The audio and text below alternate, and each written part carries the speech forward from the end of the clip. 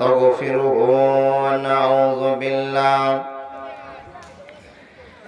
ونعوذ بالله من شرور أنفسنا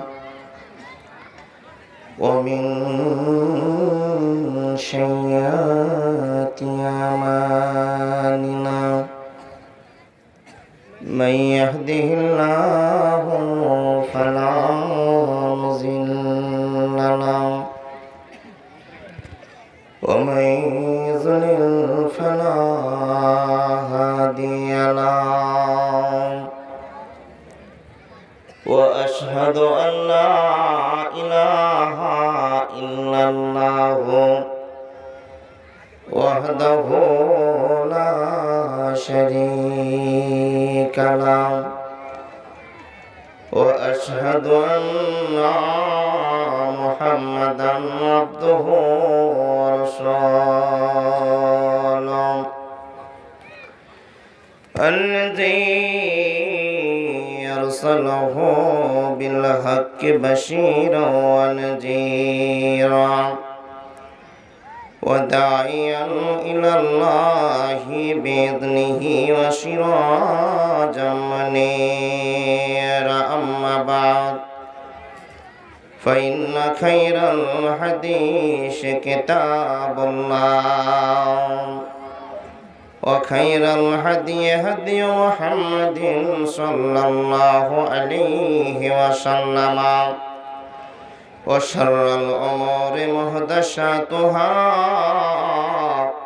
وكل محدثات بدعة وكل بدعة ضلالة وكل ضلالة في النار أما بعد أعوذ بالله من الشيطان الرجيم بسم الله الرحمن الرحيم والنازعات غرقا والناشطات نشطا والسابحات سبحا فالسابقات سبقا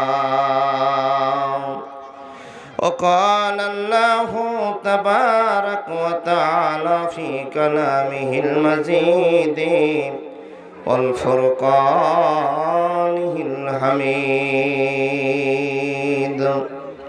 إن المجرمين في عذاب جهنم خالدون لا يفتر عنهم وهم فيه مبلسون وما ظلمناهم ولكن كانوا هم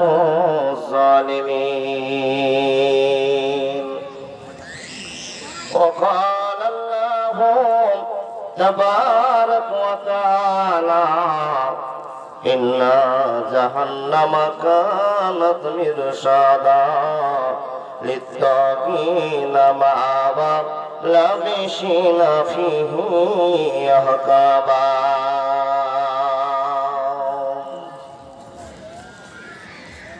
আপন বলে যারে ভাবি সে তো আপন না আপন আমার মা জননী অন্য কেহ না আপন আমার মা জননী অন্য কেহ না চোখ বুজিয়া মরণ যেদিন হবে একদিন দুই দিন বাদে সবাই ভুলিয়া যাবে পাড়া পড়শি আত্মীয় স্বজন মনে রাখবে না সবাই ভুলিলেও আমার মায়ে ভুলে না সবাই ভুলিলেও আমার মাটা ভুলে না আপন বলে যারে জানি সে তো আপন না আপন আমার মা জননী অন্য কেহ না আপন আমার মা জননী অন্য কেহ না নামাজ শেষে দুহাত তুলে মায়ে আল্লাহকে জানাই মা চোখের পানি ফেলে নামাজ শেষে দোহা তুলে মাই আল্লাহকে জানাই মা চোখের পানি ফেলে, আমার এই সন্তান রে মাওলা কষ্ট দিও না, আমার এই সন্তান রে মাওলা কষ্ট দিও না, সবাই ভুলিলেও আমার মায়ে ভুলে না, সবাই ভুলিলেও আমার মায়ে ভুলে না। নারায়ে তাকবীর, নারায়ে তাকবীর। ভাই সকল, আমার ইদ্দাত ভাই যত চিৎকার করছে ফিল্ড ওভার, আলহামদুলিল্লাহ। এই ভালোবাসাটা আল্লাহর জন্য একই ভাবে আল্লাহু আকবার এই ধ্বনিটা দিতে পারলে মুসলমানের অনেক সাপোর্ট, অনেক ভালোবাসা, অনেক আল্লাহর নিয়মিত প্রশংসার মাত্রা আপনার অন্য করে পৌঁছাবে। এটা বিশ্বাস, বিশ্বাসের সাথে একবার আল্লাহকে ডাকার জন্য বলুন নারায়ে তাকবীর। ভাই সকল, বক্তা উঠে গিয়েছে, বক্তা এক থেকে চলতে থাকবে, সন্ধ্যা থেকে চলবে, সন্ধ্যা থেকে চলতে চলতে রাত 12টা 1টা 2টা যতক্ষণ শ্রোতা থাকবে ততক্ষণ বক্তা থাকবে। এটাই তো হ্যান্ডবিলে নিচে লেখা ছিল বাবা। যাই হোক, টাইমটা একবার পেচ্ছাপ পায়খানার বড় জায়গা আছে আর খৈনি বিড়ি খাওয়ার একটা সময় আছে। একটা বক্তা অন্তত 9:50 অব্দি একটা কথা বলেছে, বক্তা বলেছে। ভাই সকল, এই টাইমটাতে একবার নড়ে চড়ে বসবার সুযোগ আছে। কিছু কিছু লোক নড়তে চড়তে গিয়েছে, ওরা নড়বে চড়বে কি করে আল্লাহ জানে, জি সিস্টেমটা তার বলতে হবে না। তো আপনারা যারা নড়বেন না চড়বেন না সিদ্ধান্ত করেছেন, যারা শুনবেন ইচ্ছা করেছেন, সেই লোকগুলোকে একবার ঝাঁকি মারতে হবে আল্লাহর ভাষে ভালোবাসার জন্য। ঝাঁকি উঠে একবার আসুন তো বাবু, পিছনটা ফাঁকা করে দিন, আর সামনে যেগুলো এই কাইয়া খাপড়া হয়ে আছে না বাবা, এই কাইয়া খাপড়া জায়গাগুলোকে একটু পূরণ করে দেবো। এটাই বারবার, এটা অশান্তি লাগবে, বারবার কমিটির লোক এসে বলবে, এটা তো নিয়ম আমাদের দুবাদে জানাই আছে, তাই না? আর যারা বাম দিকে দাঁড়িয়ে আসো, আমার সোনা দাদাদেরকে বলবো যে ডান দিকটা টোটাল ফাঁকা আছে। হ্যাঁ বাবা, একটু ঝাঁকি মারেন না, শরীরে ঝাঁকিটা মারেন না। ও বাসির ভাই আসুন না জি, জি রাগ করে চলে গেল। বাবজা, আমরা তো ক্লিয়ার বক্তব্য কোনোদিন করতে পারবো না, কারণ জানেন আমাদের বক্তব্য করার কোনো টাইম নাই। আমাদের টাইম হলো ফকির বহা গাড়ি। জি এই দেখেন, আমার চাচা বের হয়েছে যে 2 ঘন্টা বক্তব্য 8 ঘন্টা কালেকশন, আর কমিটি বলেছে 8 ঘন্টা ওয়াজ 2 ঘন্টা কালেকশন। আল্লাহ তুমি উভয়কে সেটেল করার তৌফিক দান করুন, আল্লাহুম্মা আমিন। বাবাজি কি বলবো, এক বিষয় থেকে আরেক বিষয় জাম করতে যাই, মানে কোন দিকে পকেট আছে, কোন দিকে পকেট আছে, এই করতে গিয়ে না ওয়াজ না হাদিস না কোনো শিষ্টাচারের একটা কথা বোঝাবো, লাইন পাওয়া যায় না। যদি একটু বেশি হয়ে যায়, মালাকুল মউত বসে আছে, খালি টিপতেই থাকবে, টিপতেই থাকবে, তাই কিনা বাবা? এর জন্য সব দিক থেকে পিছিয়ে পড়ছি। আল্লাহ যেইটুকু চেয়েছেন, আর আপনারা দান করার জন্যই উদ্দেশ্য বেশি হলো কালেকশন, তাই না বাবা? জুমাতে ওয়াজ শুনছি, জালসা শুনছি, আলহামদুলিল্লাহ পরিবর্তন যা হওয়ার আল্লাহ করবেনই, আর আমরা সিলসিলাটা বজায় রাখছি। আর উদ্দেশ্য আমাদের আছে হয় মসজিদ, না হলে মাদ্রাসা, না হলে কবরস্থান, না হলে ঈদগাহ, যে কোনো একটা উদ্দেশ্য নিয়ে আমরা জালসাগুলো করছি। কোন ডুবা অঞ্চলে পৃথিবীর কোন এক জায়গাতে আপনি দেখলেন না যে জালসা করেছে কমিটির পকেট গরম করার জন্য? শুনেছেন কোনোদিন? এটা শুনতেও পাবেন না, এটা বিশ্বাস আছে ভাই। যাই হোক, একটু নড়ে চড়ে বসলেন, আলহামদুলিল্লাহ। বারবার ঝাঁকি দেওয়াটা ঠিক হবে না, এই জন্য একটা গল্প মরে গেল, ঝাঁকি দেওয়ার গল্প মরে গেল। এই বয়স্ক লোকেরা বলতে পারবেন, আমার মাওলানারা বলতে পারবেন, এটা হলো আগের যুগের কথা। আগে ডাক্তারের বাড়ি যেতেন, তো ডাক্তার বাবু আজকে যেরকম ওষুধ নিয়ে আসতে যাচ্ছেন এইভাবে ওষুধ দিত না, কিন্তু কি ওষুধ দিত? একটা বড় বোতল শিশি আছে, তো আপনাকে ওষুধ দিয়েছে, তো এই ওষুধ দেওয়ার সময় আপনাকে বলবে এই যে এটা হলো সকালের, এটা হলো দুপুরের, এটা হলো রাতের। একটা শিশিতে 3টা দাগ দিয়ে দিত, এবং এটা মনে পড়ছে বয়স্ক মানুষেরা, একটা বোতলে 3টা দাগ দিয়ে দিত। তো ডাক্তার বাবু বলতো যে বাবা এই যে বোতলটা তোমাদের দিলাম, যাও 3 বারে 3 টাইমে তোমার পেশেন্টকে খাইয়ে দিবে। জি জি জি, অনেক প্রসেস আছিল, আমি একটা প্রসেস আপনাদেরকে বলছি। তো বোতল দিয়েছে বাবাকে, বাবার জ্বর, খুবই জ্বর, টাইফয়েড হয়ে গেছে, ডবল টাইফয়েড জ্বর হয়েছে। তো ছেলেরা ডাক্তার কাছে গেছে, বাপ মরলে তো 3 বিঘা করে জমি ভাগ পাবো, তো বাপুকে ট্রিটমেন্ট যেমন যেমন করবো, আগে চল আগে বাপুর খবরটা নিয়ে আসি। বাপুর জন্য ওষুধ নিয়ে আসতে গেছে পান গোবিন্দ ডাক্তারের কাছে। বাবু এবার পান গোবিন্দ সাহেব তো বসে আছেন ওষুধ দেওয়ার জন্য, আপনাকে ওষুধও দিয়েছে, ওষুধে দিয়েছে। তো পান গোবিন্দ সাহেব ডাক্তার বাবু আপনাকে বলেছে, বাবা এই যে ওষুধটা দিলাম, সকালে 1 দাগ, দুপুরে 1 দাগ, আর রাতে 1 দাগ, 3 দাগ খাইয়ে দিলে তোমার বাপের টাইফয়েড ভালো হয়ে যাবে। বলে ঠিক আছে।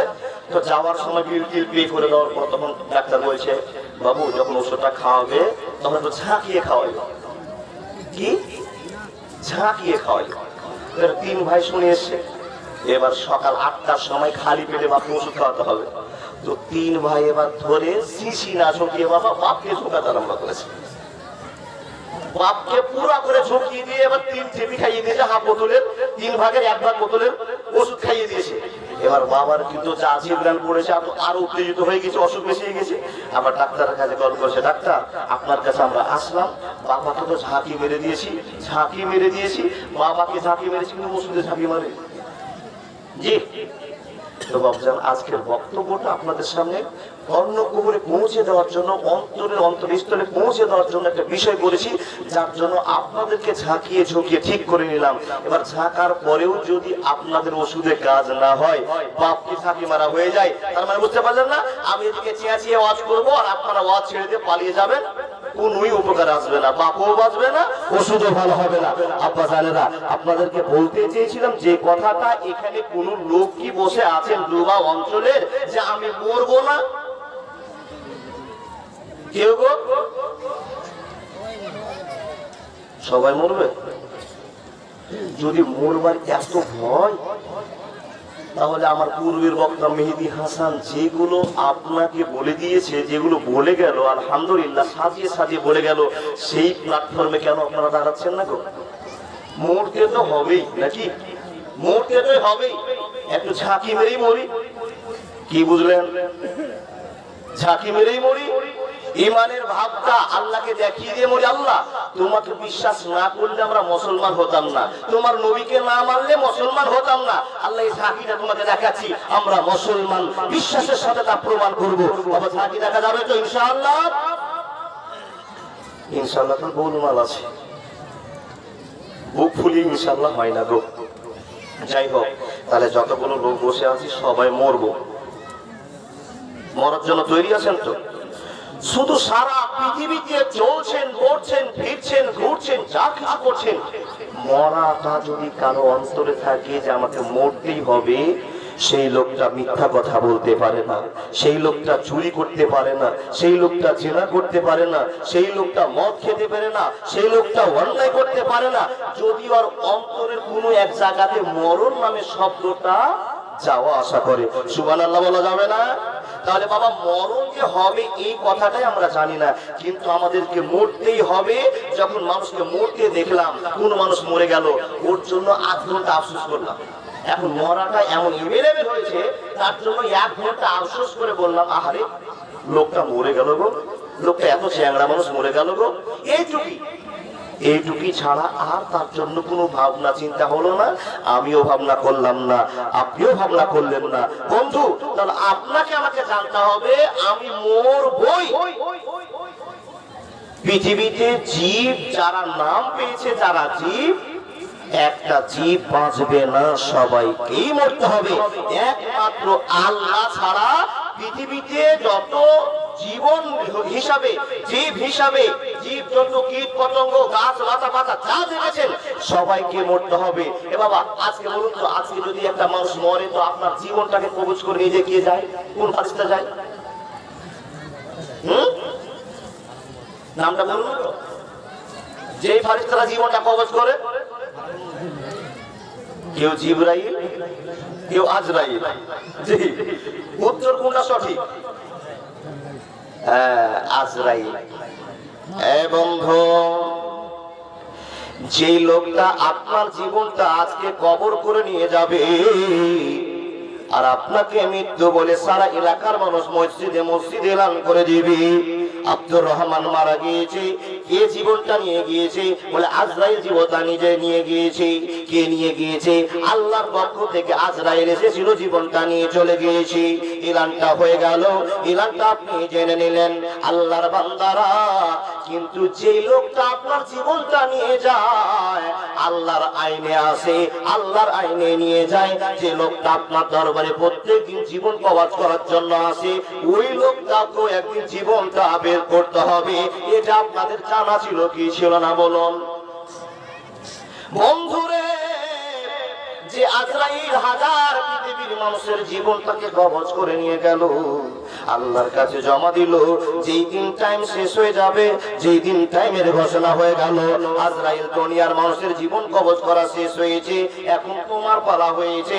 আজরাইল রে, এখন তোমার পালা, তোমার জীবনটাও কবজ করা হবে। উপায় থাকবে না, থাকবে না, থাকবে না ভাই। তাহলে যে আপনার জীবনটা কবজ করে নিল, তাকেও মরতে হবে। তাহলে আপনি তো সাধারণ মানুষ, আমি তো সাধারণ মানুষ। ভাবনা চিন্তা করে দেখুন জীবনটা আপনার কি। বন্ধুগণ, শুধু মনে রাখতে হবে। কি মনে রাখবেন? আল্লাহর ভালোবাসার ঘন্টা যেদিন আপনার বাজবে, সেদিন আপনি মৃত ব্যক্তি, সেদিন আপনি একটা মরা লাশ। আর সেই হিসাবে, সেই অনুপাতে আপনাকে নিয়ে চলে যাবে। একটা কথা আপনারা মনে করে রাখুন, যে আল্লাহ যতবার দুনিয়াতে একটা মালাকুল মউত হিসাবে ফেরেশতা পাঠাবেন, আর একটা মানুষের জীবন কবজ করে নিয়ে যাবেন। যতবার দুনিয়াতে এসেছেন, হিসাবটা আপনার রাখা দরকার নাই, আপনি রাখতে পারবেন না। যে রেখেছেন তিনি হলেন আল্লাহ। বন্ধু, কিন্তু যিনি এসেছেন, আসার পরে এতগুলো মানুষের দুই রকম ভাবে জীবনটাকে কবজ করেছেন। কয় রকম ভাবে বললাম? এই উপস্থিত বাপজানেরা, দাদারা, একটু ফলাফল ভালো করে বুঝুন। পৃথিবীতে যতবার মালাকুল মউত আজরাইল আলাইহিস সালাম এসেছেন, আর আমাদের মতো মানুষের জীবন কবজ করে নিয়ে গিয়েছেন, পৃথিবীতে যত মানুষ এসেছেন গিয়েছেন, সবার দুই রকমের মরে গিয়েছে, মরা হয়েছে। দুই রকমের কষ্টের সাথে তার জীবনটা বের হয়েছে। প্রমাণ আপনাকে দিয়ে যায়। আল্লাহ কোরআনের মধ্যে বলছেন, বিসমিল্লাহির রহমানির রহিম, ওয়ান্নাজিআতি গারকা, ওয়ান্নাসিতাতি নাসতা। কথা বলতে আরম্ভ করলাম বন্ধুগণ আমার। পৃথিবীতে যত লোক এসেছে, যত লোক চলে গিয়েছে, যত লোক আসবে, যত লোক যাবে, যদি মানুষের মরণ হয়, তো দুই রকম ভাবে মানুষের মরণ হবে, তিন রকম ভাবে মানুষের মরণ হবে না। প্রশ্ন করবেন মাওলানা, দুই রকম ভাবে মরণের কথা বলেছেন, কি কি দুই রকম ভাবে মানুষের মরণটা হয়, একটুখানি আলোচনা করা যাবে কিনা? আল্লাহর বান্দা বান্দেরা শুনে নিন, মানুষ যদি মরে, দুই সিস্টেমে মানুষ মরবে। তিন সিস্টেম কোন মানুষের জীবনে ঘটনা ঘটবে না। একটা মরণ মরবে, ওয়ান্নাজিআতি গারকা, ওয়ান্নাজিআতি গারকা, ওয়ান্নাজিআতি গারকা।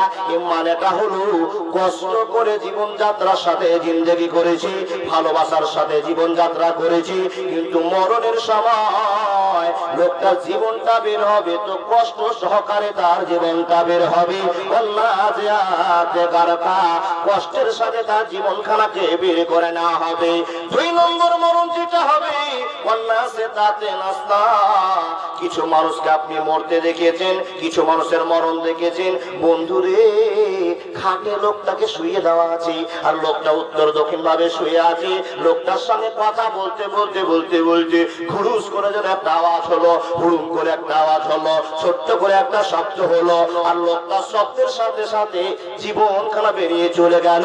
এর জন্য আপনি ইন্না লিল্লাহি ওয়া ইন্না ইলাইহি রাজিউন বলবেন, কে বলবেন না? হে আল্লাহর বন্ধু বান্ধবীরা, আপনি ইন্না লিল্লাহ পড়লেন, খবরটা জেনে নিলেন, লোকটা আপনার মৃত্যুবার্ষিকী হয়েছে, লোকটা আপনার মরে গিয়েছে। ও বন্ধুগণ, লোকটা চলে গেল, আপনি কোথা শুরু করে দিলেন, হাইরে লোকটা ভালো মানুষ, হাইরে লোকটা ইমানদার মানুষ, এত ভালো লোক ছিল, এতগুলো লোক পাশে বসেছিল, কখন লোকটা চলে গেল, লোকটার মরণটা জানা গেল না। লোকটা যদি ভালো না হলো তো মরার সময় কেন তার ভালোবাসা দেখলাম না, কেন কষ্ট দেখলাম না?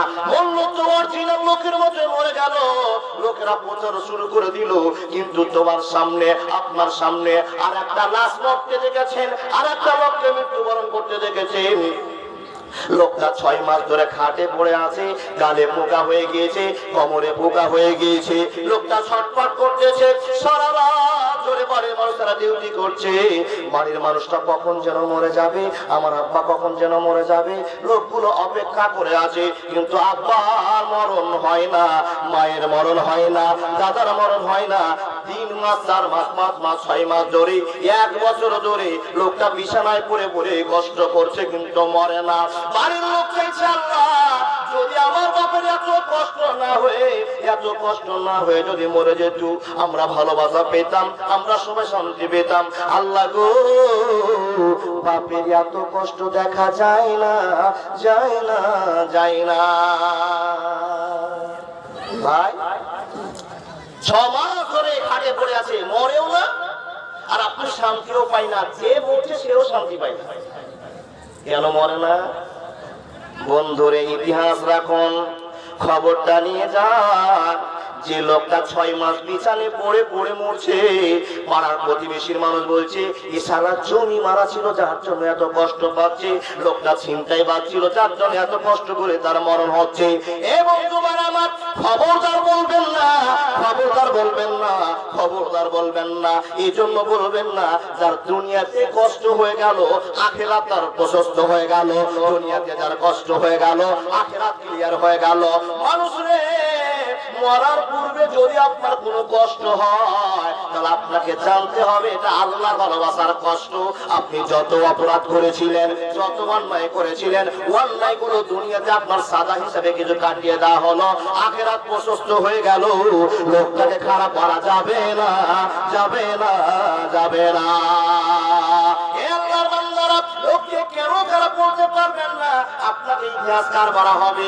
আবু বকরের কথা বলবো না, উমরের কথা বলবো, নবীর কথা বলবো না, আলীর কথা বলবো না, উসমানের কথা বলবো না, এমন একটা লোকের কথা বলবো যে লোকটার নাম হলো হযরত উমর ফারুক রাদিয়াল্লাহু তাআলা আনহু।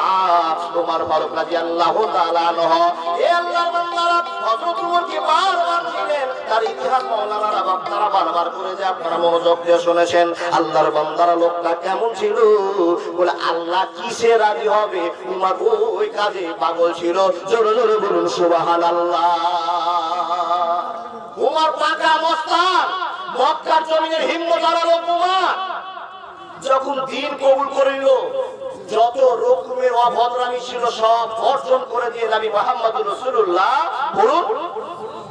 সাল্লাল্লাহু আলাইহি ওয়াসাল্লামকে বন্ধু বলে কবুল করলেন, আর আল্লাহর ভালোবাসাটা অন্তরে গেঁথে নিয়ে হযরত উমর জীবন যাত্রা শুরু করলেন। কি করে আল্লাহ রাজি হবে, কি করে নবীকে খুশি করা যাবে? এতদিন যে আমি বদমাশি করেছি, এতদিন যে আমি অন্যায় করেছি, অন্যায়ের সাজাগুলো পেরিয়ে আমি চমকে গিয়েছি। যেই দিন মুসলমান হয়েছি, পূর্বের সমস্ত নোংরামি আমার বন্ধ হয়ে গিয়েছে। এত ভালো লোক দুনিয়াবাসীকে ইতিহাস রচনা করে গিয়েছেন, রচনাটার নাম হযরত উমর রচনা। আপনি বারবার শুনেছেন, ইতিহাস বারবার শুনেছেন, কিন্তু বন্ধুরে মরার সময় একটা সাধারণ লোকের কাছে মৃত্যুবরণ করতে হলো, কিন্তু খাটে শুয়ে হলো না, চাকুর আঘাতে জীবন ছাড়তে হলো। জোরে বলুন সুবহানাল্লাহ। প্রশ্ন করবেন মাওলানা, হযরত উমরকে কেন মার্ডার করা হয়েছিল, হযরত উমরকে কেন কাতাল করা হয়েছিল? এত দামি লোক, এত ভালো লোক, কিন্তু মরার সময় কেন সে মরল কষ্ট পেয়ে? ও ভাই ইমদাদুল, ও বেটা ইমদাদুল, তোমার কাছে জানতে চাই, হযরত উমর মরল তো চাকুর আঘাতে কেন মরল? এত নামি দামি বাদশা, এত নামি দামি সরকার, এত নামি দামি বিজ্ঞান চলল, এর মরার সময় যদি মরল তো চাকুর গুতা হয়ে কেন দুনিয়া ছেড়ে চলে গেল? আপনাকে বলতে চাই, একটা লোকের নাম হলো আবু লুলু। কি বললাম? আবু লুলু। লোকটার নাম লুলু। আরো নাম আছে, কিন্তু আমি সেটা জানি না, আপনাকে লুলুই বললাম। কি জন্য মার্ডার হলো, কি জন্য মার্ডার হলো?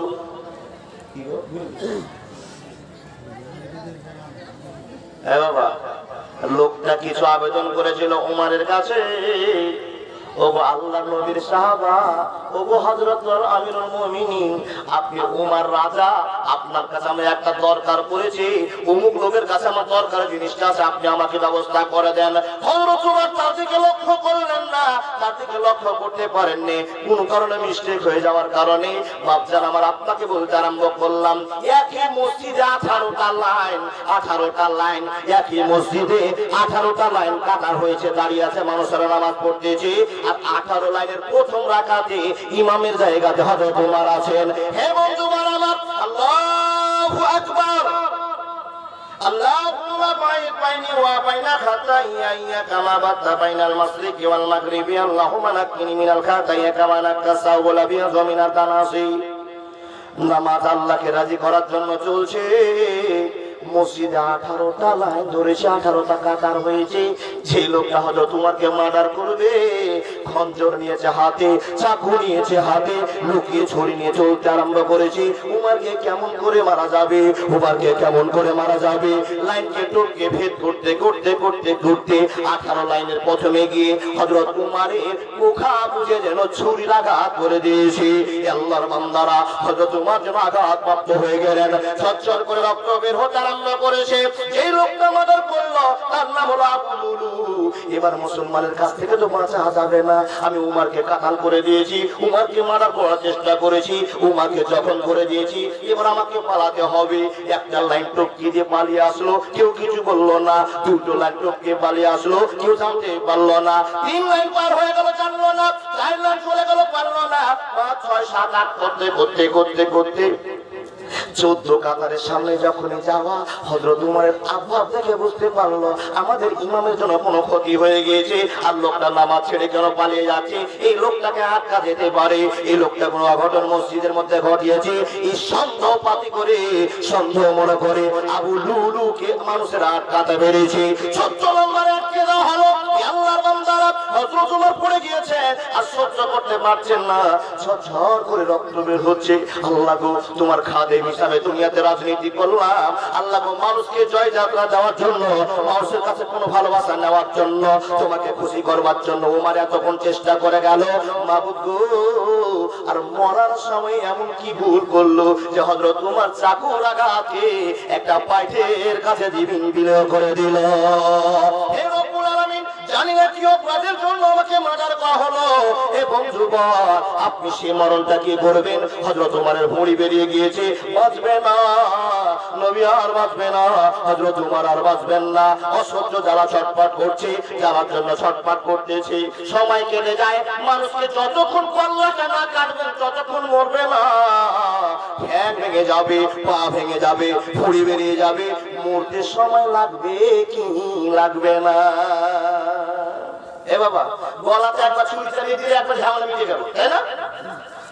কিন্তু কোকা আঘাত করেছে, ভুঁড়িও বেরিয়ে গেছে অর্ধেক, আর ঝরঝর করে রক্ত পড়ছে। একটা জীবন যেতে কত সময় লাগবে? বন্ধু, হযরত উমর অসহ্য জ্বালা সহ্য করছেন, আল্লাহর কাছে বিচার দায়ের করছেন। হে রব্বুল আলামিন, মানুষের সাথে এত বন্ধুত্ব করে গো, উমরকে আজকে চাকু খেয়ে দুনিয়া ছাড়তে হচ্ছে। মাবুদ, জানি না আমার মরণটা হয়তো এই হালাতে আছে, আমার মরণটা হয়তো এইভাবেই ছিল। তোমার লিখনের ভিতরে উমর চাকু খেয়ে মরবে সিদ্ধান্ত ছিল। হে রব্বুল আলামিন, তাতে উমর দুঃখ করে না, তাতে উমর দুঃখ করে না। মরণের সময় আমি চিন্তা করে না, শুধু চিন্তা করি, আল্লাহ তুমি আমার মরণে খুশি হয়ে যাও, আল্লাহ তুমি আমার মরণে খুশি হয়ে যাও। আল্লাহ গো, এই মরণে ধারে কাছে আমাকে তুমি দিয়েছো, আজকে সাতটা আমি পেতে আরম্ভ করেছি। ও দুনিয়াবাসী, হযরত উমর সেদিন সাত গ্রহণ করে চলে গিয়েছেন। হে বন্ধুগণ আমার, সেই রকম আপনারও সাত জীবন আসবে, কিন্তু কিভাবে আপনি সাতটা পাবেন জানি না। কোন মানুষ যদি আপনি সাতটা মরণের পান, অ্যাক্সিডেন্ট হয়ে মরতে পারেন, গাছে দড়ি দিয়ে আপনি মরতে পারেন, বিষ খেয়ে আপনি মরতে পারেন, অ্যাক্সিডেন্ট হয়ে মরতে পারেন, আগুনে পুড়ে মরতে পারেন, পানিতে ডুবে মরতে পারেন। মরার সিস্টেমটা আল্লাহ জানে রে। কিন্তু যখন মরণটা হবে, দুই রকম সিস্টেমে আপনার মরণ হবে, তিন রকম ভাবে হবে না, হবে না, হবে না। আমায় গাইতে দাও আল্লাহ, বাধা দিও না, মনের কথা বলতে দাও, জবান বন্ধ করো না। অন্ধকারে রইল যারা, দুই কুল হারাইল তারা, অন্ধকারে রইল যারা, দুই কুল হারাইল তারা। হেদায়াতের আলো দিও, গুমরাহিতে রেখো না, আমায় গাইতে দাও আল্লাহ, বাধা দিও না, মনের কথা বলতে দাও, জবান বন্ধ করো না। হযরত ওমর মনের বক্তব্য শুরু করলেন। কার কাছে বক্তব্য শুরু করলেন? ও আব্দুল্লাহ, ও বেটা আব্দুল্লাহ, এতদিন উমার নায়ক ছিল, এতদিন উমার রাজা ছিল, এখন উমার আর রাজা থাকবে না, এখন মরণ যাত্রীতে শুয়ে গিয়েছে, মরণ কাটে শুয়ে গিয়েছে। বেটা আব্দুল্লাহ, আমি তোমার কাছে একটা আহ্বান জানাচ্ছি রে বেটা, আমার কাছে তাড়াতাড়ি করে আসো। আমি তোমাকে একটা চিঠি লিখে দিয়ে পাঠাচ্ছি, কিংবা মুখে একটা কথা বলে পাঠাচ্ছি, এই খবরটা তাড়াতাড়ি করে মা আয়েশাকে দিয়ে দাও, আয়েশার কাছে খবরটা দিয়ে দাও। এ আব্বা, কি খবরটা আয়েশাকে দিতে হবে বলে দিন। হযরত আমিরুল মুমিনিন ওমর ফারুক রাদিয়াল্লাহু তাআলা বলছে, আব্দুল্লাহ রে, আয়েশার কাছে যাবি রে বেটা, আমার দুর্দশার কথা বলবি। আমার আব্বাকে আঙুল চাকু মেরে দিয়েছে, আমার আব্বা দুনিয়াতে থাকবে না। ও আয়েশা, আমার বাপের নাম হলো উমার, তোমার কাছে একটা আবেদন করবার জন্য পাঠিয়েছে পত্র। ও আয়েশা, আল্লাহর নবী নবী মুহাম্মদুর রাসূলুল্লাহ, জোরে জোরে বলুন সুবহানাল্লাহ। আল্লাহর নবী নবী মুহাম্মদুর রাসূলুল্লাহ বলুন সাল্লাল্লাহু আলাইহি ওয়াসাল্লাম যেই জায়গাতে শুয়ে আছেন, যেই জায়গাতে বন্ধু আবু বকর শুয়ে আছে, আমি উমারের বড় শখ লেগেছে, আমার মনে বড় চাহিদা হয়েছে, আমি আল্লাহর নবী এবং হযরত আবু বকরের পাশে ঘুমাতে চাইছি। এই অনুমতিটা নেওয়ার জন্য আয়েশার কাছে যাও। বেটা আব্দুল্লাহ, আমি তোমাকে যেই কথা বলে পাঠাচ্ছি সেই কথা শুনে যাও। বলে বেটা আব্দুল্লাহ, খবরদার আয়েশাকে ধমকে কথা বলিও না, আয়েশাকে আমার বাপ রাজার কথা বলে তুমি প্রয়োগ করিও না, রাজা উমর বলে পাঠিয়েছে এই কথা বলিও না। বেটা আব্দুল্লাহ রে, গিয়ে তুমি বলবে আল্লাহর নবীর সাহাবা হযরত ওমর তোমার কাছে আবেদন করেছে, আমি এই কথাটা তোমাকে বলতে পাঠালাম। ওরে আব্দুল্লাহ, এই ছাড়া আর বেশি কথা তুমি বলিও না, জোরে জোরে বলুন সুবহানাল্লাহ। ভাই, গত রাতে জালসা হল ঠিক হারে অহংকার সম্পর্কে বক্তব্য রেখে আসছি। অহংকারটা এমন পতনের কারণ গো। হযরত ওমর চিন্তা করছেন, যদি আমি এখন চিঠি লিখে পাঠাই কিংবা আমার ছেলেকে বলে পাঠাই যে রাজা সম্রাট ওমর আর মৃত্যুর ঢোলে ঢলতে শুরু করেছে, মৃত্যুকালীন শয্যায় শুয়ে গিয়েছে, আমি তোমার কাছে আবেদন করছি আয়েশা, এইখানে নবী ঘুমিয়ে আছে, এইখানে আবু বকর ঘুমিয়ে আছে, আমি তো সেইখানেই থাকবো, এটা তোমাকে পারমিশন দিতে হবে। এই পারমিশনটা তার অহংকারের সাথে হয়ে যাবে, যার জন্য ছেলেকে বলে পাঠাচ্ছে, ও বেটা আব্দুল্লাহ, আমার যেন অহংকার না ধরা পড়ে, এরকম ভাবে তুমি আয়েশাকে বলবে, আবেদনটা রাখবে, যদি দেয় আলহামদুলিল্লাহ, তাহলে আমি নবীর কাছে জায়গা পাবো, আর যদি না দেয় তখন অসুবিধা নেই। কিন্তু কথা টেকনিকটা দেখলেন, যাতে আয়েশা বুঝতে পারে যে আমার কাছে আবেদনের মাধ্যম দিয়ে জায়গাটা চেয়েছে, জ্ঞান দেখিয়ে নয়, অহংকার দেখিয়ে নয়, আমি রাজা আবেদন করেছি তাই নয়, আবেদন করেছি, আবেদন কবুল হতেও পারে, কবুল না হতে পারে। বাপজান আমার, যখন আয়েশার সামনে বক্তব্য রাখা হলো, ও আয়েশা, আমার আব্বা আব্দুল্লাহ, সরি আমার আব্বা ওমর আজ রাতে মরবে, দিনে মরবে, মরার টাইম নাই, হাত্তা ইজা যা আজালুহা লা ইস্তাখিরুনা সাআতা ওয়া লা ইস্তাকদিমুন। আয়েশা, আপনার কাছে আসার একটা কারণ হয়ে গিয়েছে গো মা, আপনার কাছে আসলাম এই জন্য, আমি আমার আব্বার পক্ষ থেকে খবরটা নিয়ে এসেছি, আমার আব্বা মৃত্যু শয্যায় সজ্জিত হয়ে আছে, কিন্তু নবীর জায়গাতে ঘুমাবার জন্য বড় আবেদন হয়েছে। ও মা আয়েশা, যদি আপনি ইজাজত দেন, আমার আব্বা মরার পরে নবী মুহাম্মদের পাশে জায়গা করতে চেয়েছে, ওই জায়গাতে ঘুমাতে চেয়েছে। ও মা আয়েশা, আপনি যদি ইজাজত দেন তাহলে আমার বাপের কবরটা নবীর পাশাপাশি হবে। জোরে জোরে বলুন সুবহানাল্লাহ। নবী তোমায় ভালোবাসি, এ জীবনটার চেয়ে বেশি, কোনদিন তোমায় নবী ভুলতে পারব না। আমি ভুইলা গেলে নবী গো, তুমি আমায় ভুইলা যায় না। জোরে জোরে বলুন আল্লাহু আকবার। নবীর কাছে শুনার জন্য, নবীর কাছে থাকবার জন্য, নবীর সঙ্গে বন্ধুত্ব করবার জন্য হযরত উমর ফারুক রাদিয়াল্লাহু তাআলা আনহু বলছেন, নবীর কাছে না ঘুমালে আমি উমর শান্তি পাবো না, আমি উমর কিন্তু শান্তি পেতে পারি না। আবেদন হয়ে গেল, এই আবেদনটা আয়েশার কাছে অ্যাকসেপ্ট হয়ে গেল। আয়েশা সিদ্দিকা গ্রহণ করলেন, যাও তোমার আব্বা যদি মরে যায়, আমি আয়েশা ওয়াদা দিলাম তোমার আব্বার কবরটা নবীর পাশে দেওয়া হবে। জোরে জোরে বলুন সুবহানাল্লাহ। কেন গো বাবা? নবীর কাছে ঘুমাবার জন্য কেন আবেদন? এদিকে হযরত ওমর আবেদন করলে আমি নবীর কাছে ঘুমাবো, সিদ্দিক নবীর কাছে আমি ঘুমাবো। আর আয়েশা সিদ্দিকা রাদিয়াল্লাহু তাআলা আনহা চিন্তা করে আছেন, আল্লাহ আমার সোনামণি চলে গিয়েছে, আমার কলিজার টুকরো চলে গিয়েছে, সারা বিশ্বের নেতা হযরত মুহাম্মদ মরে গিয়েছে, আমি আয়েশা নবীর সেবা করেছি, মাত্র 20 বছর বয়সে আমার স্বামীকে হারিয়ে দিয়েছি। আমার বড় দুঃখ, আমার বড় কষ্ট, আমার বড় দুঃখ, আমি এতদিন কি করে কাটাবো? আল্লাহ যদি আমার মরণ দেয়, আল্লাহ যদি আমার মরণ দেয়, আমি চাইছিলাম আল্লাহর নবী যে জায়গাতে ঘুমিয়ে আছে আমি আয়েশা সেই জায়গাতে ঘুমিয়ে থাকবো। কিন্তু হঠাৎ করে উল্টা হয়ে গেল বাবা। যে জায়গাতে আয়েশা ঘুমাবার জন্য জায়গা করে রেখেছে, সেই জায়গাতে আল্লাহর পাকা সাহাবী, দামি সাহাবী হযরত ওমর আবেদন করে দিয়েছেন, মা আয়েশা কি করে দরখাস্ত কবুল করবেন না, কি করে বাদ দিবেন? হযরত আয়েশা চিন্তা করেন, আল্লাহ আমার নবীকে আমার চাইতে হযরত ওমর কোটি গুণ বেশি ভালোবেসেছে, আমার চাইতে আমার বাপ আবু বকর আল্লাহর নবীকে অনেক গুণ ভালোবেসেছে। আমি আয়েশার চাইতে এই সাহাবারা নবীকে জান দিয়ে ভালোবেসেছে, তাদেরও শখ আছে, তাদেরও আশা আছে, নবীর কাছে কি করে ঘুমা যায়, নবীর সঙ্গে কি করে বন্ধুত্ব করা যায়, ভালোবাসার সাথে কি করে দিন কাটা যায়, তাদেরও চিন্তা আছে। মাবুদ গো, আমি এটা তো ছিলাম হযরত ওমর যদি আজকে মারা যায়, ওমরের কবরটা হবে, ওমরের কবরটা হবে বিশ্ব নবী নবী মুহাম্মদুর রাসূলুল্লাহ উচ্চ করতে বলেন সাল্লাল্লাহু আলাইহি ওয়াসাল্লামের পাশে। প্রশ্ন আপনাদের কি, এ বাবা নবীকে কবরস্থ করা হলো, হযরত আবু বকরকে কবরস্থ করা হলো, যেই জায়গাতে হযরত ওমর ঘুমিয়ে আছেন, যে জায়গাতে আয়েশা সিদ্দিকা ঘুমিয়ে আছেন, জায়গাটার নাম কি বাবা? কি গো? শুনলে হবে না বাবা। দুঃখের জীবন, মরণকে ভাবুন, জিন্দেগি কি হবে, কার সাথে ঘুরলে আপনার জীবনটা বাঁচবে, কোন মাওলানার সাথে চললে আপনার জীবনটা ভদ্রতাতে চলবে, কোন মৌলবীর সাথে সঙ্গে চললে আপনার জীবনটা ভদ্র হবে, কোন হাজীকে সালাম দিলে আপনার অন্তরে কিছু পরিবর্তন হবে। বেঈমানের রূপ ছেড়ে দেন, আলেমের সঙ্গে চলতে শুরুন, আল্লাহর ওলিদের সঙ্গে চলতে শুরু করুন, জীবনটা আপনার পাল্টে যাবে। আল্লাহর নবী নবী মুহাম্মদুর রাসূলুল্লাহ পড়ুন সাল্লাল্লাহু আলাইহি ওয়াসাল্লাম মৃত্যুর সময় আল্লাহকে বলেছেন, আল্লাহ ভালো মানুষদের সঙ্গে আমার জীবন যাত্রা করাও, ভালো মানুষদের সঙ্গে আমার হাসর নসর করাও।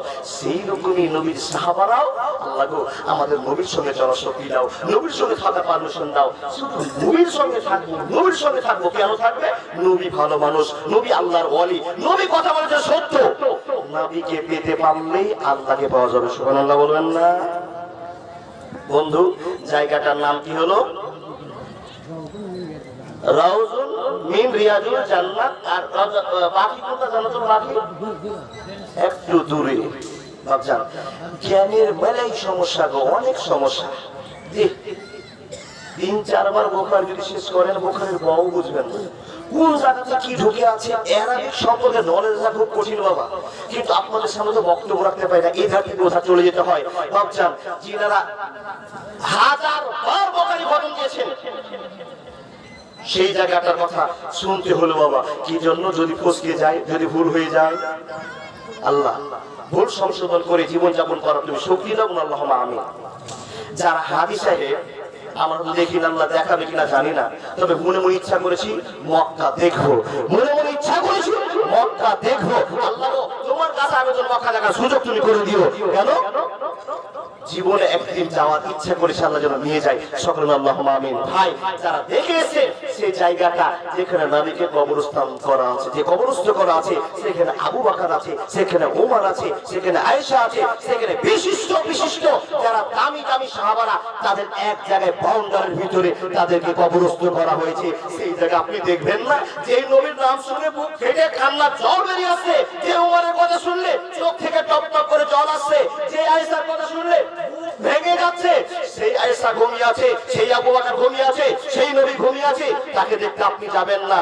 30 বিঘা জমি আপনি কি করবেন গো? কি করবেন? ঈমানকে তরতাজা যদি করবার শক্তি হয়, মন হয়, 1 বিঘা জমি বিক্রি করে আল্লাহর ঘর দেখে আসেন। দুনিয়াতে আপনি কি চলছে, কি বলছেন, পথ খুলে যাবে। মক্কাতে কি হয়, যখন আপনি রাস্তা শুরু করলেন সেদিন জানতে পারবেন যে আমি আল্লাহর জন্য তৈরি হয়ে গেছি। মক্কাতে গেলে বুঝতে পারবেন আপনার জীবনটা আর মক্কার জীবনটা কত পার্থক্য। বন্ধু, টাকা হয়েছে, চেষ্টা করুন যাওয়ার জন্য। কেন আবেদন? আজকে কবরস্থানে জালসা, তাই না? কবরস্থানের দাম সম্পর্কে আপনি বলুন। এ বাবা, পৃথিবীর যে কোন জালসা করবে এই কথাটাই বলুন। এটা তো লক্ষ্মীপুর, মান্দাপাড়া, নওগাঁ, সুখদেবপুর, দক্ষিণ সুখদেবপুর, যেখানে জালসা হোক, যেখানে কবরস্থানে জায়গা হবে, প্রত্যেকটা পাড়াতে 2টা 4টা 6টা করে আল্লাহর ওয়ালি আছে, ভালোবাসা প্রিয় পাত্ররা আছে, জানেন না বাবা?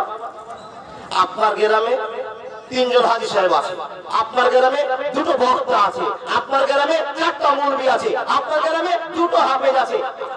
কপাল ভালো জানেন যে আপনি একটা গোরস্থান করেছেন, আর এই গোরস্থানে হাজী সাহেবকে কবর দেওয়া আছে, মৌলবি সাহেবকে কবর দেওয়া আছে, ভালো লোককে কবর দেওয়া আছে, নামাজিকে কবর দেওয়া আছে, আর আপনি সেই কবরস্থানে একটা জায়গা পেয়েছেন। বাবা, হযরত ওমর আবেদন করে জায়গাটা চাইছেন, নবীর কাছে আমাকে রাখো, যেখানে ভালো মানুষেরা ঘুমিয়ে আছে, আমি সেখানে যেতে চাইছি। আপনি কি ওইখানে থাকতে চাইছেন যেখানে সব মদখোর গাঁজাখোর থাকবে? না, আপনারও চেষ্টা আছে কোথায় ভালো মানুষ আছে। এটা একটা বাউন্ডারি বাবা, এটা কবরস্থান। আপনাকে বোঝাবার জন্য বলছি, এটা একটা কবরস্থান। এইখানে 3 হাত জায়গা হাজী সাহেবের, তার পাশে তো আপনার ভালো কি এই জায়গাটা, এই জায়গাটা জালসাটা হচ্ছে, এই জায়গাটাই হলো কবরস্থান। সুবহানাল্লাহ বলবেন না? এটাই হলো কবরস্থানের জায়গা। কিন্তু বাবা উদ্বোধন হয়নি, উদ্বোধন হয়নি। কি যে উদ্বোধন হয়নি বলে মানুষকে দিয়ে এই জায়গাটা উদ্বোধন হয়নি। কবে উদ্বোধন হবে এক আল্লাহ ছাড়া কেউ জানে না। এখানে আজকে জালসা হচ্ছে না বাবা, আর 2 বছর পর, 1 বছর পর এই জায়গাটা জালসা হবে না। কি হবে? এখানে একটা মরা মানুষকে উত্তর দক্ষিণ করে ঘুমানো হবে। সুবহানাল্লাহ বলুন।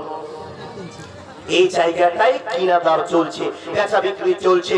এই জায়গাটাতে আপনার কবরস্থান হবে, আর একটা বাউন্ডারি হবে। এখানে ঘুমাবে কে? অত্র এলাকার হাজী সাহেব। ঘুমাবে কে? কারি সাহেব। ঘুমাবে কে? পাবলিক সাহেব। সমস্ত ভালো মন্দ মানুষ মিক্সচার হয়ে থাকবে। এবার আপনাকে বলে যাই কবরস্থানের কত দাম। আপনার জান, চোখের দেখা গল্প। আমার বয়স 30-31 হয়েছে, 30-31 বছর বয়স হয়ে গেছে।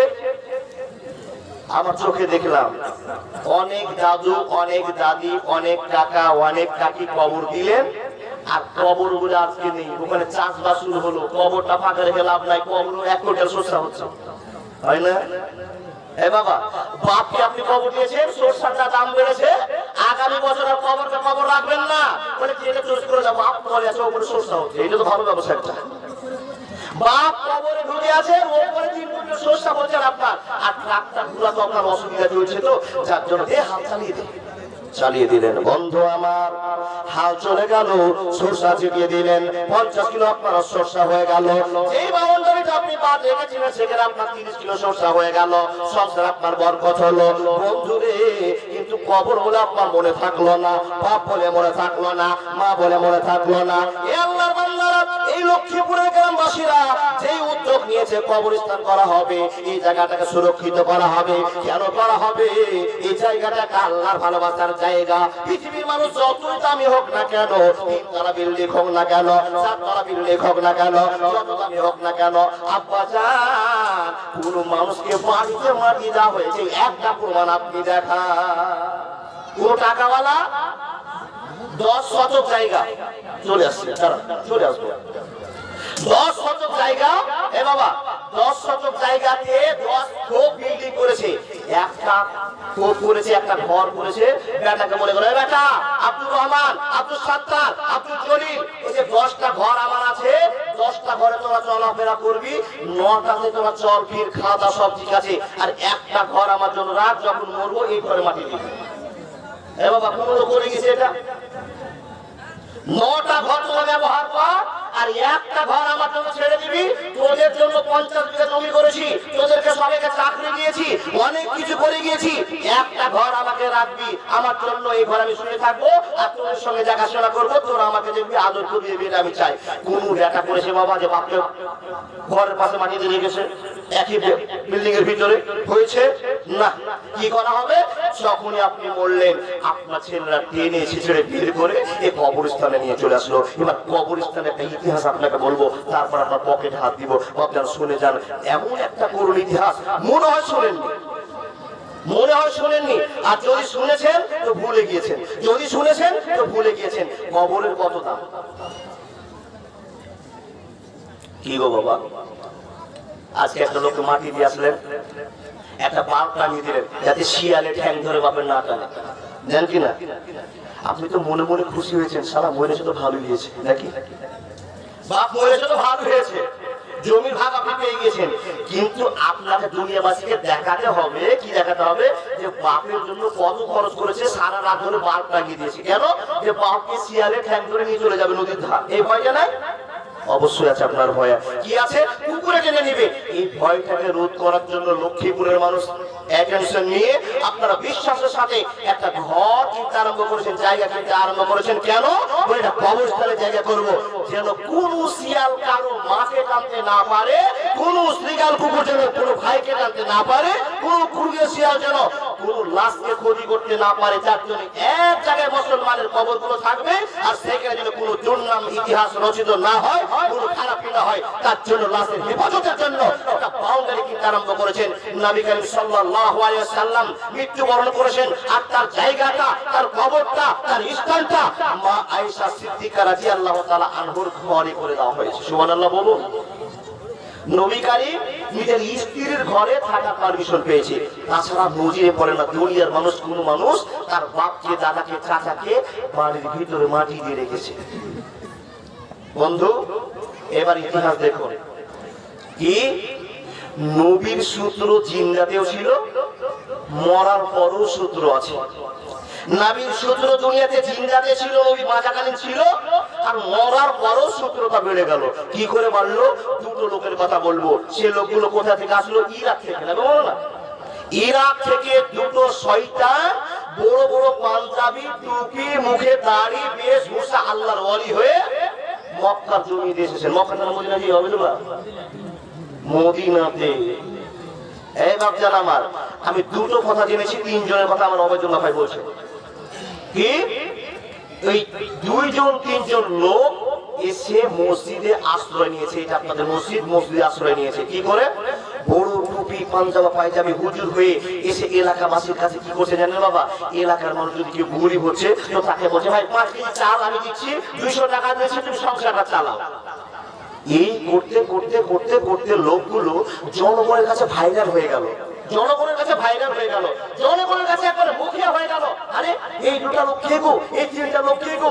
লোকগুলো তো খুব আল্লাহ আল্লাহ মনে হচ্ছে, বড় দাড়ি, জীবনে দাড়িতে খুব ঠেকায়নি এরকম একটা লোক, আর টুপি মাথায়, সবাই সবসময় সুবহানাল্লাহ আলহামদুলিল্লাহ। মসজিদে নামাজ পড়তে যাচ্ছে, সবাই নামাজ পড়ে চলে যাচ্ছে, ওই দুটা হাজি কিন্তু আর যায় না।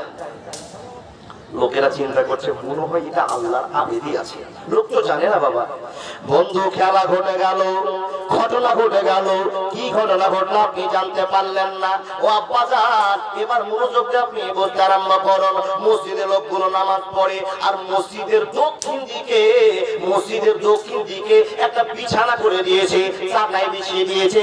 চাটাইয়ের উপর তারা দুইজন শুধবে, তিনজন শুধু ঘুমাবে, সারা রাত ধরে মসজিদে থাকবে, সুবহানাল্লাহ আলহামদুলিল্লাহ লা ইলাহা ইল্লাল্লাহ বলবে। আর লোকেরা তাদেরকে ভদ্র মানুষ বলে চিহ্নিত করেছে, ভদ্র মানুষ বলে তাদেরকে সব সম্মানগুলো করতে আরম্ভ করেছে। কিন্তু ভদ্রের পিঠে যে এত বড় জ্বালা, সারা পৃথিবীর মানুষ জানে না, জানে না, জানে না। আসলো ভাইরাস করোনা, কিয়ামতের নমুনা, আমার আল্লাহ ছাড়া কেউ তো জানে না, আমার আল্লাহ ছাড়া কেউ তো জানে না। মুসলমান ভয় পেও না করুণাকে, ভয় করো আমার আল্লাহ তাআলাকে। বিপদে পড়িলে মানুষ আল্লাহ নামটি ভুলো না, আমার আল্লাহ ছাড়া কেউ তো জানে না, আমার আল্লাহ ছাড়া কেউ তো বুঝে না। কথা বলতে আরম্ভ করলাম, ও বন্ধু বড় আমার, ওই তিনজন লোক এমন নামাজি দেখাতে আরম্ভ করেছে, এমন সাদকা করতে আরম্ভ করেছে, এমন দুনিয়াবাসীকে ভালোবাসা দেখাচ্ছে, সবাই মাওলানা মনে করে, সবাই সম্মানী লোক মনে করে, আর দেখলে আসসালামু আলাইকুম বলে স্যালুট করতে আরম্ভ করে। ভালোবাসা শেষ নাই, এমন এক পর্যায়ে একটা ঘটনা ঘটে গেল রে। ঘটনাটা এত মারাত্মক, এত মারাত্মক ঘটনা, বাপের জন্য আপনি ঘটনা ভাবতে পারেন না, জীবনে কোনদিন আপনি শুনতেও পাবেন না। ও আব্বা জান, ঘটনাটা কি ঘটনা আপনাকে বলতে আরম্ভ করি। বন্ধুরে, সারা দিন ধরে মানুষের সামনে সুবহানাল্লাহ আলহামদুলিল্লাহ বলতে থাকে, আর রাতের ভিতরে ওই দুইজন লোক নবীর খবরকে চুরি করবার জন্য, সরি নবীর জিন্দেগি বেকার করবার জন্য, নবীর শত্রুতা হিসাবে প্রমাণ করে দেওয়ার জন্য তারা রাতের অন্ধকারে যেন নোংরামি চালু করেছে। মানুষ সেটা জানে না, জানে না, জানে না। ভাই কথাগুলো আমার বুঝতে পারছেন তো না? লোকগুলো সারা দিন তাসবিহ তাহলিল নামাজ রোজা করছে, আর রাতের ভিতরে যে চাকাটা বিছিয়ে দেওয়া আছে, একটু বলে 1 শতক জমির দাম যা হয় 1,500 টাকা নগদ দিলাম, আর এটা আমার লাতিল হয়েছে আজ 10 দিন। মাশাআল্লাহ, তসলিম আলী আমার জামাই লাতিল হয়েছে, তার জন্য 500 টাকা আর 1,500 টাকা এখন নগদ দিয়েছে, আর 1 শতক এই জায়গাতে জায়গা দিয়েছে। আলহামদুলিল্লাহ, আল্লাহ মাশাআল্লাহ আলাইহি ওয়া বারাক আলাইহি। বাবা আপনার ঘটনা বলে যাই, এই ঘটনাটা শুনলে আপনার জীবনের কাজ হতে পারে। আমি চলে আসছি আলিকুল্লাহ, দাঁড়াও। কি হয়েছে জানেন? যে চাকাইটা বিছিয়ে ওই তিনজন মুলবি সাহেব ঘুমাতো, সারা দিন তাসবিহ তাহলিল হলো, সারা দিন সুবহানাল্লাহ আল্লাহু আকবার হলো, আর রাতের বেলায় ওই চাকাটাকে উঠিয়ে দেওয়ালে দিকে সাটিয়ে দিয়ে রাতে মসজিদের ভিতর ঘুরতে আরম্ভ করলো, ইঁদুরের গর্তের মতো গর্ত করতে আরম্ভ করলো। বিশ্বের কেউ সেটা জানে না, সুবহানাল্লাহ বলুন। কেউ খবর জানে না। এত বড় মুলবি, এত বড় আবেদ, আর এই লোকগুলো যত দান করে আলহামদুলিল্লাহ, দানের তো শেষ নাই গো। এত দান করছে লোকগুলো, দান থেকে সবার মনটা ভরে গিয়েছে। লোকগুলোকে সন্দেহ করতেই পারে না। এ আল্লাহ, বান্দা বান্দিরা, এবার এই লোকগুলো নবীর কবর পর্যন্ত যাওয়ার জন্য মসজিদে প্রত্যেক দিন রাতে ঘুরতে থাকে, পাসলি দিয়ে, দাউলি দিয়ে, কোদল দিয়ে রাতে ঘুরতে থাকে। আর যেমনই সকাল হয়, ফজর আজান হয়, আবার চাকায় চাপিয়ে দেয়। মানুষ সবাই জানে যে এরা খুব আবেদ লোক, এরা মসজিদ আবাদ করছে। আর ভিতর ওই মসজিদ থেকে ফুটা করতে করতে করতে করতে বিশ্বনবী নবী মুহাম্মদুর রাসূলুল্লাহ সাল্লাল্লাহু আলাইহি ওয়াসাল্লামের কবর পর্যন্ত যাওয়ার চেষ্টা চালাচ্ছে। আপনারা এই ঘটনাটা অনেকজন শুনে বিমূঢ় হয়। কি জন্য? নবীর লাশকে চুরি করবেন, নবীর মাথাটাকে চুরি করে নিয়ে যাবেন। ওই দুটো খ্রিস্টান সারা রাত ধরে কৌশল চালিয়ে গর্ত করে বাবা খুঁড়তে খুঁড়তে খুঁড়তে খুঁড়তে আয়েশা সিদ্দিকা রাদিয়াল্লাহু তাআলা আনহার বাড়ির 1 হাত বাকি আছে এরকম জায়গায় চলে যাওয়ার ভাব। আর একদিন যদি মাটি কাটে আর একদিন যদি চুরি করে, তাহলে নবীর লাশ হাত দিতে পাবে, চুরি করার সুযোগ পেয়ে যাবে। বন্ধু, এমন একটা সময়ে, এমন একটা টাইমে একটা ঘটনা ঘটে গেল। মিশরের একজন, ইয়ামানের একজন রাজা, যার নাম হলো নুরউদ্দিন। ইয়ামানের একজন রাজা, যার নাম হলো নুরউদ্দিন। হঠাৎ করে নুরউদ্দিনকে আল্লাহ স্বপ্ন যোগে দেখাচ্ছেন, এই নুরউদ্দিন, তুমি এলাকার রাজা, দেশের রাজা, তোমার নবীর সঙ্গে একটা অভদ্রামি চলছে, একটা নোংরামি চলছে। নুরউদ্দিন, তুমি জানতে পারছো না? নুরউদ্দিনকে সংগ্রাম সম্পন্ন একটা আপনার ছবি দেখিয়ে দেওয়া হলো। নুরউদ্দিনকে একটা স্বপ্ন দেখা হলো, নবীর সঙ্গে জন্য কোন একটা অভদ্রামি চলছে। নুরউদ্দিন, তুমি সজাগ হয়ে যাও, তুমি চেতন হয়ে যাও, তুমি জেগে যাও, আর প্রতিকার কিভাবে করতে হয় এরকম একটা সিস্টেম চালু করো। আপনার স্বপ্নকে কি অত মানে? স্বপ্নকে কি অত মানে?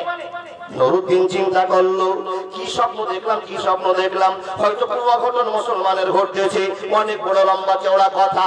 এবং নুরউদ্দিন বাদশা চিন্তা করলেন, দ্বিতীয় রাতে ঘুমিয়েছে, আবার স্বপ্ন দেখলেন, একই স্বপ্ন 2 দিন দেখলেন। সেই দিনের ভাবনা চিন্তা শেষ হয়ে গেল, 3 দিনের দিন সে একই স্বপ্ন দেখছে।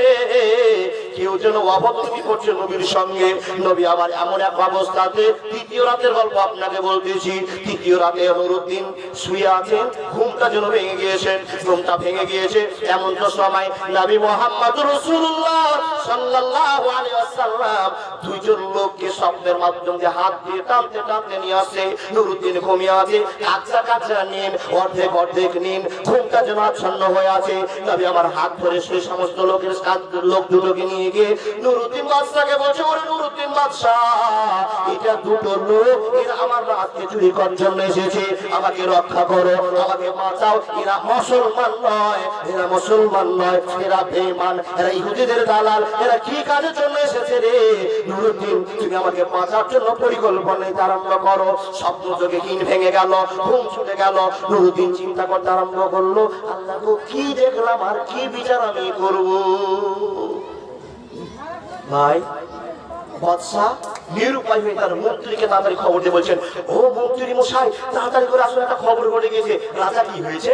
বলে, আজকে স্বপ্ন দেখলাম গো, নবীর সঙ্গে কারো যেন অভদ্রামি হচ্ছে, নোংরামি হচ্ছে। তো কি করে নবীকে বাঁচা যাবে চিন্তা করুন। আমি দ্বিতীয় দিনে একই স্বপ্ন দেখলাম, আর তৃতীয় দিনে দেখলাম নবী যেন দুটো লোককে আমার সঙ্গে নিয়ে এসে আমার সামনে দেখিয়ে দিল। লোক দুটো আমার নজরে আছে, লোক দুটো আমার নজরে আছে। আমি চিনতে পেরেছি সেই দুটো লোক বিশ্ব নবীর সঙ্গে কোনো অভদ্রামি করার জন্য মক্কায় মদিনায় প্রবেশ করেছে, তার প্রতিকার করার জন্য। চলুন। যখন এই বক্তব্যটা রাখা, রুম দাঁড়িয়ে আছে বাবা, যখন এই কথাটা বলা, মন্ত্রী বলছে, ও রাজা সাহেব, মন্ত্রী সাহেবের কথা আপনি মানেন, তাড়াতাড়ি করে এই কাজের জন্য তৎপর হন। আপনি যে স্বপ্ন দেখেছেন মিথ্যা স্বপ্ন নয়, মিথ্যা স্বপ্ন নয়, কেন না হতে পারে বিশ্ব নবী নবী মুহাম্মদ রাসূলুল্লাহ সাল্লাল্লাহু আলাইহি ওয়াসাল্লামের সঙ্গে যে অভদ্রতার কথা হয়েছে, মানুষ দুনিয়াতে নবীর সঙ্গে ভদ্রামি দেখায়নি, অভদ্রামি করেছে, আর মরণের পরেও যেন অভদ্রামি আছে, এটাই বুঝতে পারছি। আপনি ধরুন তাড়াতাড়ি করে মদিনা। এবার মন্ত্রীকে সঙ্গে করে রাজা আপনাদের এই মদিনাতে বিশ্ব নবী নবী মুহাম্মদ রাসূলুল্লাহ সাল্লাল্লাহু আলাইহি ওয়াসাল্লাম যেখানে ঘুমিয়ে আছেন বাবা, সেইখানে এসে হাজির। এবার নুরুদ্দিন বাদশা চিন্তা করছেন, আমি স্বপ্নে দুটো লোককে দেখেছি, আমি স্বপ্নে দুটো লোককে দেখেছি। কে দুটো লোক? কোন দুটো লোক? কেমন করে ধরবো? তাদের আকার কি করে পাবো? বাদশা একটু চালাকি হয় বাবা।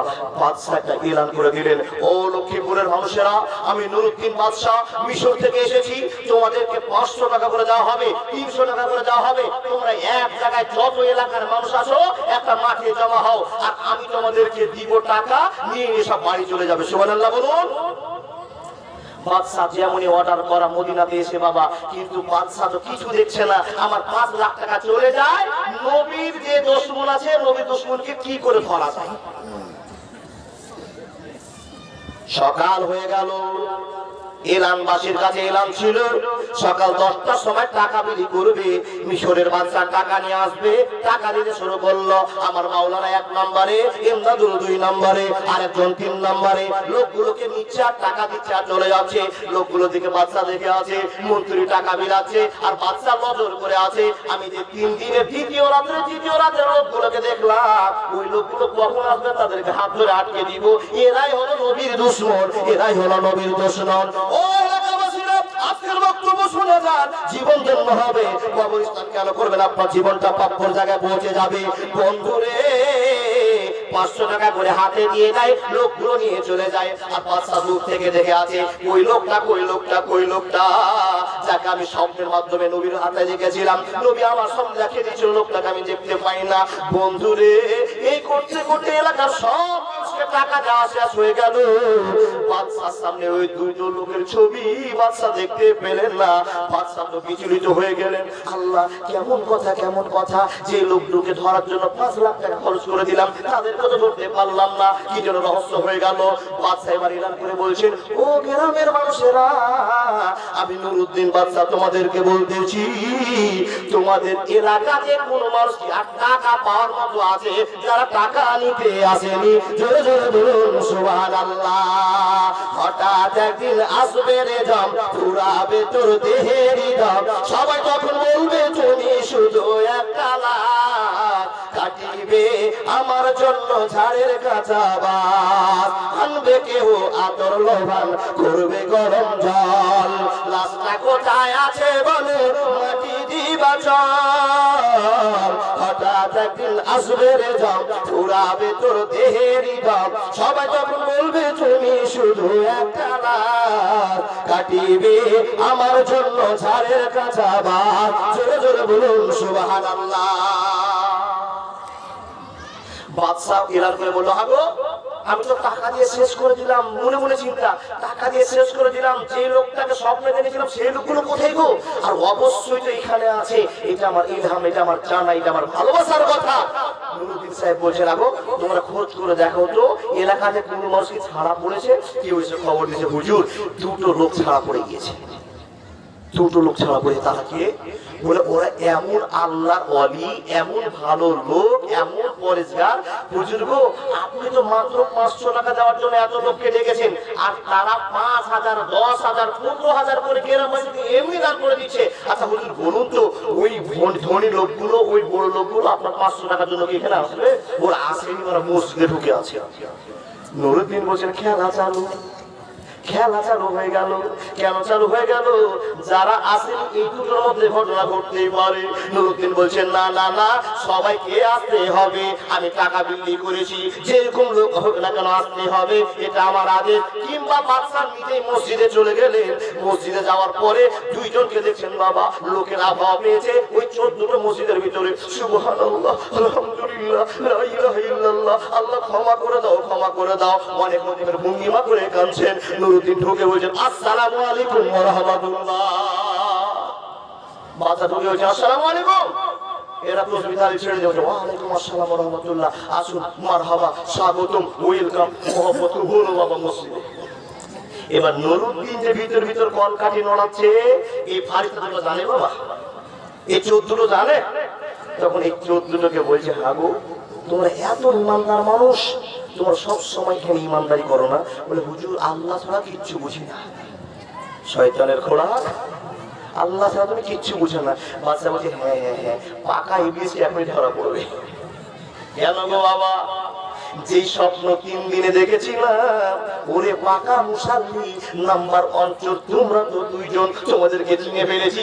আর তোমাকে আবার সেটি নয়, তোমরা যত কৌশল করেছো আমিও কৌশল করতে আরম্ভ করলাম। নুরুদ্দিন বলল, তোমরা কি সব সময় তসবিহ তাহলিল করো? বলে হ্যাঁ, ভাত খাওয়ার সময় ভাত খাই, বিয়া করি না, শাদি করি না, আল্লাহকে ডাকবার জন্য কিছু করি না। ও আমার ভণ্ড বাবা, ও আমার সাধু বাবা, রোজ বাবারে দেখবে তোমার কোন বাবা। ও আমার পীর বাবা, রোজ হাসরে দেখবে তোমার কোন বাবা। বাবা বাবা করে বাবা, বাবা হলো বেশুমার। বাস লাইনে নাই রে মাজার, ট্রেন লাইনে সব মাজার। ও আমার খাজা বাবা, ও আমার ন্যাংটা বাবা, ও আমার পীর বাবা, রোজ হাসরে দেখবে তোমার কোন বাবা। জোরে জোরে বলুন সুবহানাল্লাহ। বলে তোমরা এত আল্লাহকে ডাকো, বিহাও করোনি? সব গল্প শেষ। তোমরা কতদিন এসেছো? বলে 2 বছর হলো আসা। 2 বছর কি এখানে ছিলে? বলে হ্যাঁ 2 বছর এখানেই আছি। কেন কোথাও যাচ্ছে না? বলে এই মসজিদটা ভালো লেগেছে, কিন্তু জানে না ইঁদুর মারা কল তৈরি করেছে। বলে এত ভালো লোক? বলে হ্যাঁ সবই ঠিক আছে বাবা, তোমাদেরকে দেখে তো আল্লাহর ওয়ালি মনে হয়। দিনে মুরগি কিরি, রাতে খুলনা চুরি। ও বাপুরা, তোমরা কি নড়ে চড়ে একটু জায়গা গুলো হটাহটি করবে না, সরাসরি করবে না? বলে কেন? বলে ও সোনামণিরা, তোমরা তো আল্লাহর আবেদ, তোমাদের সামনে ডিস্টার্ব করা যাবে না, অসম্মান করা যাবে না। বাবারে তোমরা একটু সাইডে যাও তো, তোমাদের চাইটাই গুলো দেখে ভালো লাগে না। চাইটাই গুলো পরিবর্তন করার জন্য আমি বাচ্চা এসেছি। তোমরা তো ধনী মানুষ, লোকে 5,000 10,000 করে দাম দাও, আমি বেশি কিছু করবো না। আমি তোমাদেরকে চাটাইটা কিনে দিব, যাতে তোমরা আরো 2 বছর থাকতে পারো। কৌশল শুরু হয়ে গেল বন্ধু। যারা কৌশল করে তার চাইতে নুরুদ্দিন বাদশা বেশি কৌশল করেছে। এবার চাটাই থেকে উঠে তারা অন্য জায়গায় দাঁড়িয়েছে। এবার বাদশা বলছে, ও জনগণেরা দেখো, তোমাদের মুলবির কাণ্ড আজকে প্রকাশ হয়ে যাবে। রাতে মুলবিগিরি, তা রাতে মুলবিগিরি হয়েছে, দিনে মুলবিগিরি দেখেছো, তাকে হাজি বলে মেনেছো, ভদ্রলোক বলে মেনেছো, এখন দেখে নাও ভিতরে কেমন মুরগি চুই চলছে। বাদশা বলল, বন্ধুরা রে, আমি হাত দেব না, তোমরা চাকায় উঠে দাও, চাকায় না উঠে দাও। যখনই চাকায় উঠারে বন্ধু, ছোট্ট একটা গর্ত দেখা গেল, ছোট্ট গর্ত দেখা গেল। নুরুদ্দিন বলছে, ইন্না লিল্লাহি ওয়া ইন্না ইলাইহি রাজিউন। খোদা গো, তোমায় মোরা ডাকিতে জানলাম না নবী গো, ডাকার মতো ডাকলে খোদা তুমি কেমনে শোনো না, ডাকিতে জানলাম না দয়াল গো। নুরুদ্দিন বলল, বন্ধুরে, তোমরা যদি এত নামাজি হও তো ভিতরে ফুটা কেন দেখো। নুরুদ্দিন বলল, বন্ধু, তোমরা সুবহানাল্লাহ বলো, আলহামদুলিল্লাহ বলো, লা ইলাহা ইল্লাল্লাহ বলো, কিন্তু এই ফুটাটা কি জন্য করেছো তোমাদের কাছে জানতে চাই। ও মুসলমান মানুষেরা, ফুটার ব্যাপারে তোমাদেরকে জানতে চেয়েছি। আমি বাদশা তোমাদের কাছে রেজাল্ট নিতে চেয়েছি।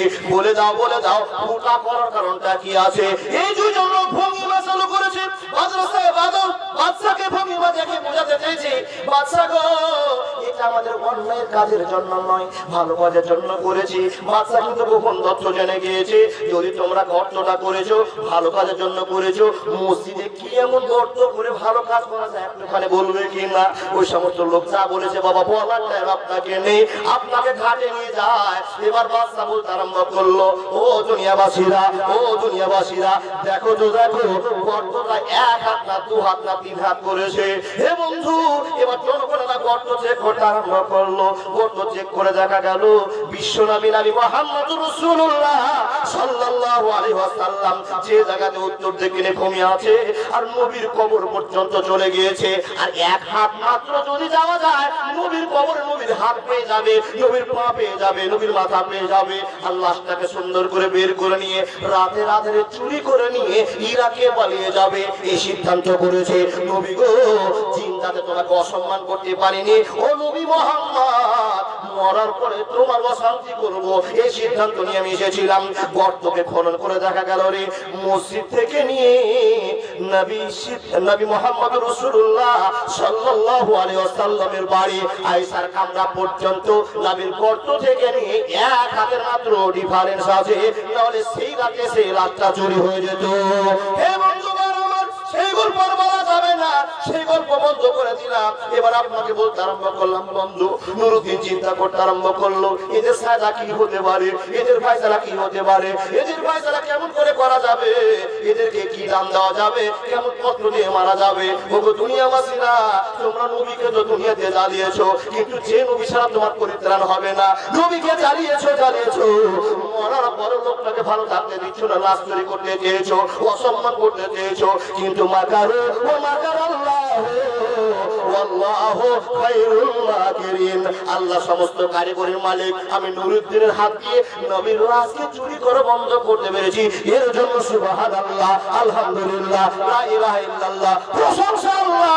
নুরুদ্দিনের হাত দিয়ে নবীকে রক্ষা করতে পেরেছি। নুরুদ্দিন চিন্তা করে বলতে আরম্ভ করলেন, এদেরকে কাতাল করে দাও, এই দুটো মুলবিকে জবাই করে দাও। এদেরকে জবাই করে দিলে গুনাহ হবে না, হবে না, হবে না। জবাই করে দেওয়া হলো। বাচ্চান, এবার নুরুদ্দিন বাদশা সাহেব চিন্তা করলেন, যে গর্তটা করেছে বাবা 40 হাত গর্ত করো, 40 হাত গর্ত করো, 40 হাত গর্ত করা হলো। এবার নুরুদ্দিন বাদশা বলছেন, এখানে যদি $50,000 কোটি টাকা খরচ হয়, এখানে একটা গম্বুজ তৈরি করো। সুবহানাল্লাহ বলো, গম্বুজ তৈরি করো। আর সেটা সীসা দিয়ে ঢালাই করতে করতে একটা গম্বুজ তৈরি করা হলো। যেই গম্বুজ হাজী সাহেবরা দেখে এসছে, যেই গম্বুজ হাজী সাহেবরা দেখে এসছে বাবা, সেই গম্বুজের কথা বলতে আসলাম। আপনাকে বলছি, আপনি মুসলমান, আপনি ভালো লোক, আপনি দামি লোক, আপনি শুয়ে আছেন, আপনার ওয়াজানতে আপনার কবরে কত ছিনিমিনি করতে পারে, কত নোংরামি হতে পারে। যেই রকম নোংরামি নবীর আশঙ্কা ছিল, আপনার কবরে আপনি ঘুমিয়ে আছেন, আপনি মরার পর শান্তি চাচ্ছেন না। ভাবছেন আপনার এলাকার আপনার দুশ্মন আছে, আপনাকে মাটি দিয়ে চলে আসলো, আজকে দাফন করে চলে আসলো, লোকটার রাগ আপনার উপর হয়ে আছে, ওই কাটা রাশের উপরে ছিটার বাড়ি শুরু করেছে, আপনি ঘুমিয়ে আছেন কবরে, কোনো দুশ্মন আপনার থাকতে পারে, আপনার মাথাটা কেটে আপনাকে নোংরামি, আপনাকে অভদ্রামি করার জন্য আপনার কবরের বারো অবস্থা করতে পারে। এই অনুপাতে বন্ধু আমার, আপনি একটা নির্বাচন করেছেন কার্যক্ষমতার জন্য, আপনি যেই জায়গায় ঘুমাবেন নবী রিয়াজুল জান্নাহ ভালোবাসার জায়গাতে ঘুমিয়ে আছে, তবুও নবর সন্দেহ যায় না আমি একটা সাধারণ মানুষ কবরস্থানে ঘুমাতে পারলে আমি একটু সেফটিতে থাকবো, আমি একটু ভালো জায়গায় থাকবো, এই আশা আকাঙ্ক্ষা রেখে আত্মাজের বক্তব্য শেষ করে বাবা পকেটের দিকে গেলাম।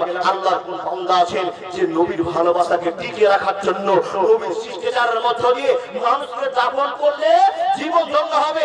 এবং আমার আপনার কাছে আমার প্রশ্ন হয়ে যায়, আচ্ছা বলুন তো, যদি পুরুষ মানুষ মৃত্যুবরণ করে তাকে এক নম্বর পুত্রে যথেষ্ট, আর যদি মেয়ে মানুষ মৃত্যুবরণ করে তাকে কেন বুক পর্যন্ত দাফনস্থ করা হয়?